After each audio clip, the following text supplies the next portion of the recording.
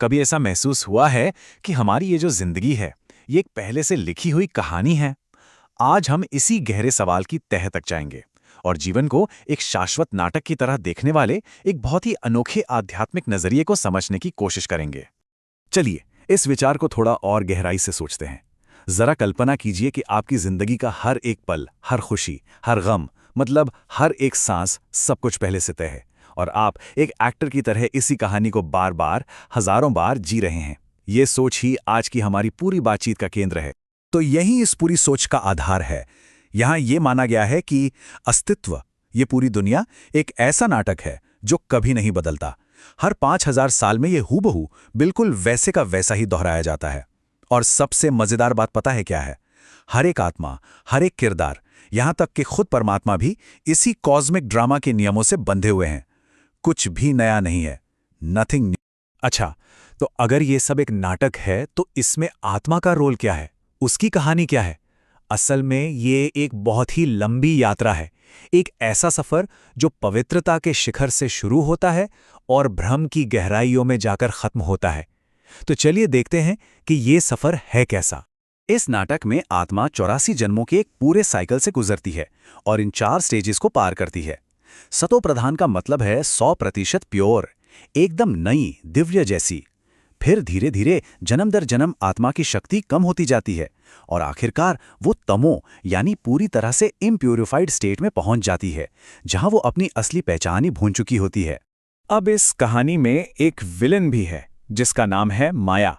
देखिए, माया कोई इंसान नहीं है, बल्कि भ्रम की एक बहुत शक्तिशाली एनर्जी है और इसके 5 सबसे बड़े हथियार हैं: काम, क्रोध, लोभ, मोह और अहंकार।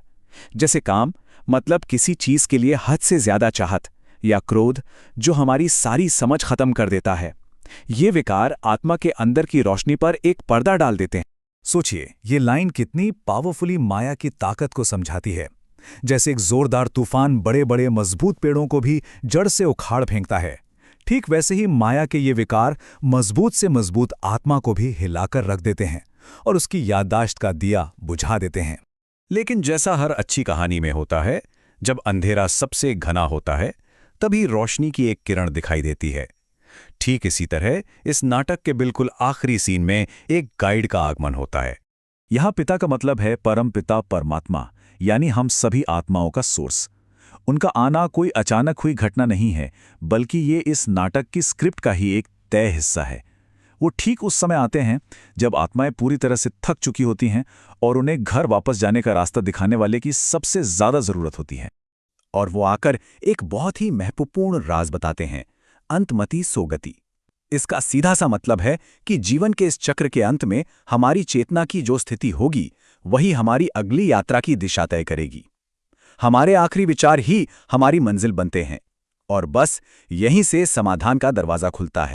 तो फिर घर वापसी का मतलब फिर से पवित्र बनने का रास्ता क्या है? और जो रास्ता है ना, वो सरप्राइजिंगली बहुत सिंपल है। ये बस अपनी चेतना को, अपने सेल्फ अवेयरनेस को बदलने का खेल है। चलिए इसे समझते हैं। देखिए, यहां चेतना की 2 अवस्थाएं हैं। पहली है शरीर चेतना, जहां हम खुद को अपना नाम, अपना काम, अपना रिश्ता यानी ये शरीर समझते हैं। ये माया का मैदान है। और दूसरी अवस्था है आत्मा चेतना, यानी ये महसूस करना कि मैं एक रोशनी का बिंदु, एक आत्मा हूं और ये शरीर तो बस मेरा एक लिबास है। बस अपनी सोच में यही एक बदलाव मुक्ति की तरफ पहला कदम है। तो प्रैक्टिस क्या करनी है? बहुत सीधी सी। पहला, उस एक परम पिता को याद करना जो हम सबका आध्यात्मिक पिता है। दूसरा, दिन भर मैं आत्मा हूं इस चेतना में रहने की प्रैक्टिस करना। और तीसरा, जो सबसे ज्यादा जरूरी है, हिम्मत नहीं हारना। माया के तूफान तो आएंगे ही, लेकिन अगर हम गिर भी जाएं तो कोई बात नहीं, फिर से उठकर खड़े हो जाना है और दोबारा कोशिश करनी है। तो चलिए अब बात करते हैं कुछ ऐसी प्रैक्टिकल चीजों की, कुछ ऐसे वरदानों की जो इस रास्ते पर चलने वाले हर इंसान के लिए एक टूल किट जैसा काम करते हैं। ये सिर्फ सेंटेंसेस नहीं हैं, ये बहुत पावरफुल थॉट्स हैं।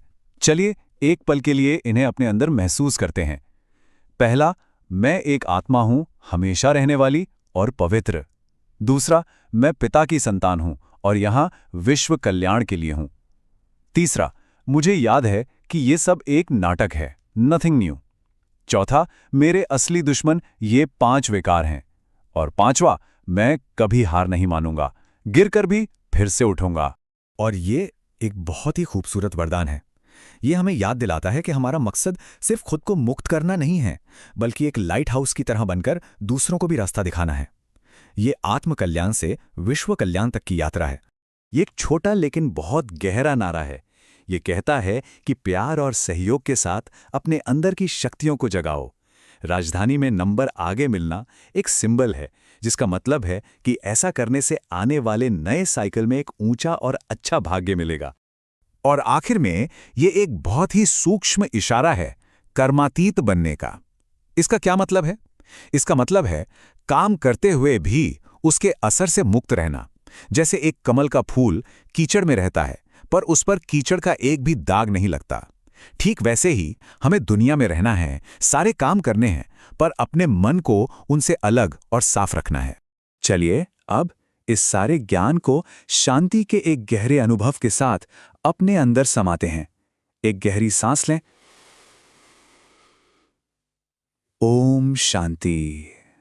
मैं एक शांत स्वरूप आत्मा हूं। ओम शांति। ओम शांति।